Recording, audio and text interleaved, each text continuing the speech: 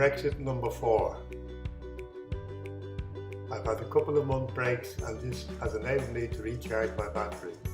I'm afraid there is no getting away from Brexit. Battle lines are now drawn between the UK and the EU. On Tuesday, Miss May will try again to get her deal passed in the House. What are her odds of winning the vote? None, unless the Brexiteers and the EUP back it. It's dead in the water. If she loses the vote, then it will be a battle to take a no deal off the table. The first action will be to stop at all costs a devastating no deal. If the House passes that amendment to take a no deal off the table, then Mrs May has lost control. Control will be in the hands of the politicians in the House. Mrs Day's days will be numbered. She should stop digging and throw away the shovel. Any extension to Article 50 will have to be approved by the other 27 EU countries. The EU will not allow any extension unless it's for a valid reason. They won't allow Ms May to just use an extension just to kick the can further down the road. They will only allow a delay if the deal is passed and Ms May needs time to pass the legislation.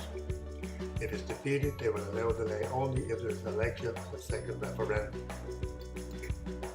2016 referendum. The Brexiteers keep telling us that 15.5 million people voted to leave. They forget to tell you that 16.2 million voted to remain. In the general election, you can throw them out at the next election. Also, a vote of no confidence in the House at any time can also throw them out. A referendum is for a lifetime, and the people it would affect most of all is the under 18s. Can that be fair in a true democracy? I'd say no. In the general election, those under 18 can, when they reach voting age of 18, reverse it if they so desire, but they can't vote again in the referendum. Indeed, the referendum should have strict conditions such as turnout must reach 75% and it should have at least 60% in favour to pass.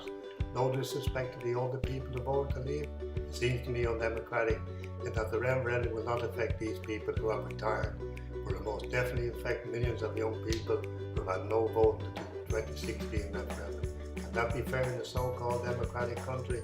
The backstop. The people of Northern Ireland voted 66% to remain. Arlene Foster only represents 20% of Northern Ireland electorate. The deal between Mrs May and Mr Barnier was done in December 2017 and the deal was to get over the backstop. The border will go down the RDC. Problem solved, in steps Arlene Foster. No, she wasn't having any of that.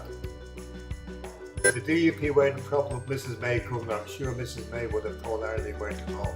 Arlene Foster has a democratic legal obligation to represent all the people of Northern Ireland who have gone on record and say no border in Ireland. The border is what caused 30-year war and caused thousands of lives. It's spilled over into the UK and the Republic of Ireland. Nobody wants to go back to those days. The Good Friday Agreement has brought 20 years of peace to Ireland. A hard border on the island of Ireland could recreate a situation to give the headbangers a target to attack and ignite the troubles for all the people of Ireland voted to put behind us. No deal.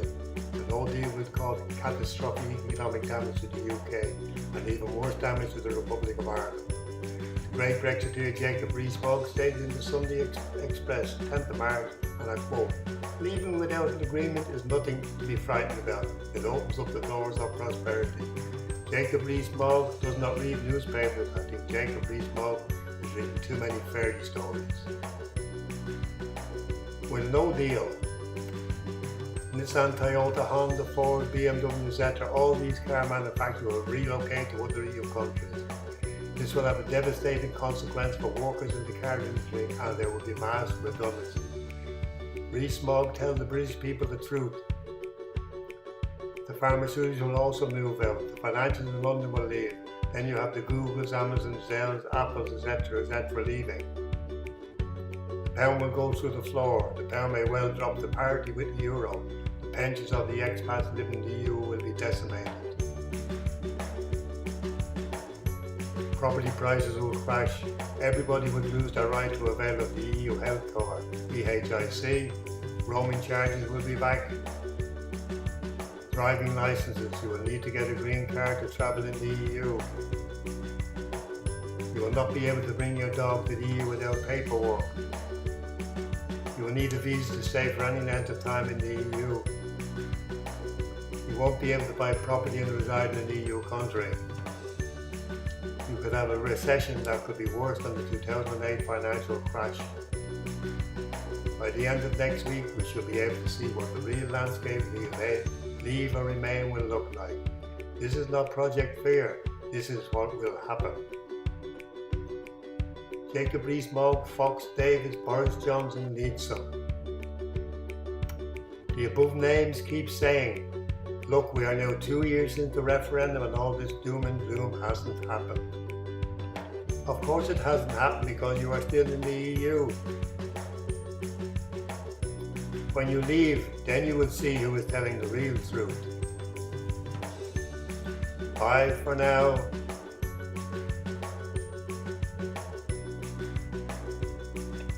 Spread the word. Wolf Legal.